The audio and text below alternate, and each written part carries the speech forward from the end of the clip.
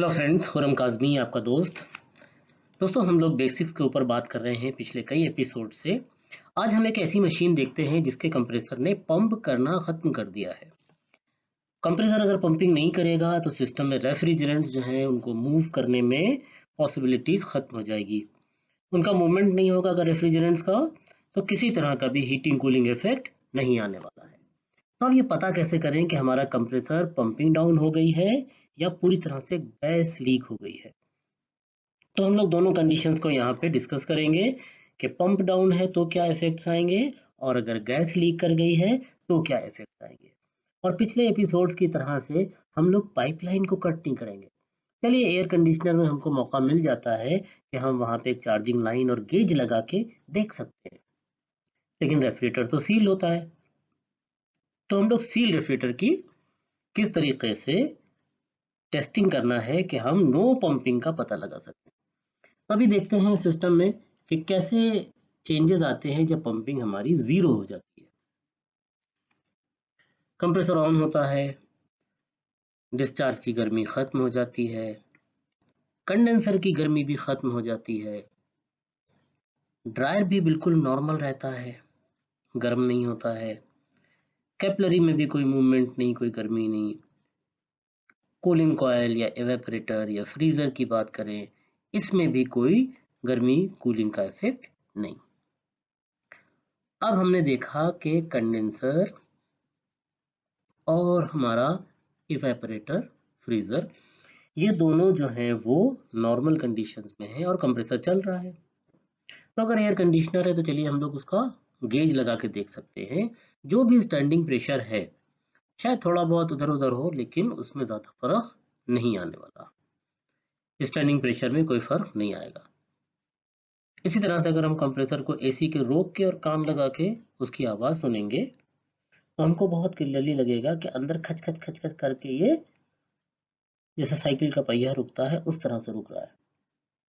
Same हम लोग इसमें भी करेंगे। रेफ्रिजरेटर में क्या करेंगे, कंप्रेसर के ऊपर एक स्क्रू ड्राइवर रखेंगे या स्टेथोस्कोप ले लेंगे, मार्केट से मिल जाता है, बहुत काम आता है सिस्टम में हमारे, जो डॉक्टर यूज करते हैं। तो हमने अगर मान लीजिए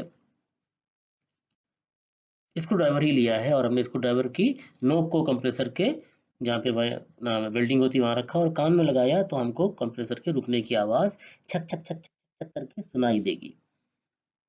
तो पॉसिबिलिटीज हैं कि कंप्रेसर की पंपिंग डाउन हो गई है। अब हम इवेपोरेटर या फ्रीजर की तरफ जाएंगे, कान लगा के सुनेंगे तो वहां हमें किसी तरह की कोई साउंड नहीं सुनाई देगी। तो ये तो बात हो गई कि अगर कंप्रेसर की पंपिंग नहीं है, नील है, जीरो है। एम्पेयर एकदम डाउन दिखेंगे, कंप्रेसर ओवर हीट होगा क्योंकि रिटर्न नहीं आ रही है, ज़्यादा देर चल जाएगा तो ओवर हीट हो जाएगा। ना हीट इफेक्ट ना कूल इफेक्ट। अब हमने एवेपोरेटर के पास आके कान लगा के सुना, आवाज कोई नहीं आ रही है, कोई एयर साउंड नहीं। तो 100% हमारा कंप्रेसर का पंपिंग डाउन है। तो हम लोगों ने देखा कि किस तरह से एक नो पंपिंग सिस्टम वर्क करता है। तो आइए अब देखते हैं कि एक हमारा सिस्टम है रेफ्रिजरेशन या एयर कंडीशनिंग का, जिसमें रेफ्रिजरेंट पूरी तरह से लीक कर गया है। तो पहले इफेक्ट देखते हैं कि क्या होने वाले हैं। कंप्रेसर ऑन हुआ, ऑन होते ही जैसे ही रेफ्रिजरेंट पूरी तरह से लीक कर गया है, कैपलरी टूट सकती है या कोई गलती से आपका कोई कंपोनेंट जो है वो क्रैक कर गया हो कंडेंसर की साइड से या एवेपोरेटर की साइड से, तो रेफ्रिजरेंट लीक होगा तो सारे इफेक्ट जो आपको दिख रहे थे कूलिंग के, वो सब खत्म हो जाएंगे।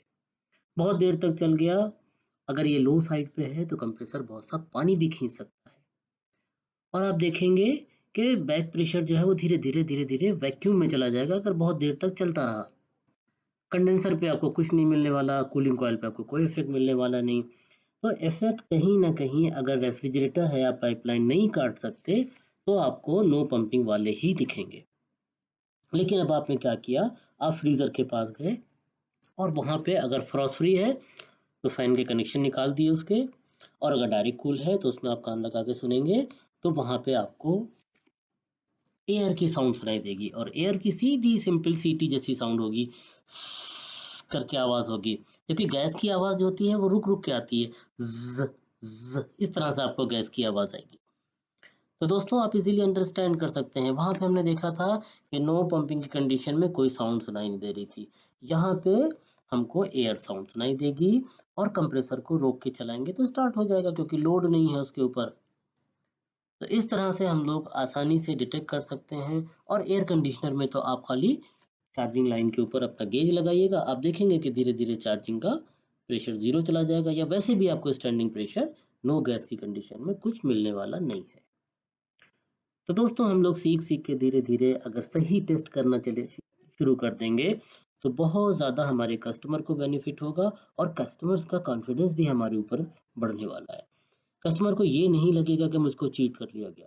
जब आप सही इन्फॉर्मेशन देते हैं, सही टूल्स का यूज़ करते हैं, सही लैंग्वेज का इस्तेमाल करते हैं, सही शब्दावली का इस्तेमाल करते हैं, सही एटीट्यूड रखते हैं, पॉजिटिव एटीट्यूड के साथ में बात करते हैं, साफ सुथरे होके अच्छा टूल बैग लेके जाते हैं, तो कस्टमर भी आपको अपने साथ रखता है, अपनी इज्जत देता है और आपकी बात को सुनता और समझता है।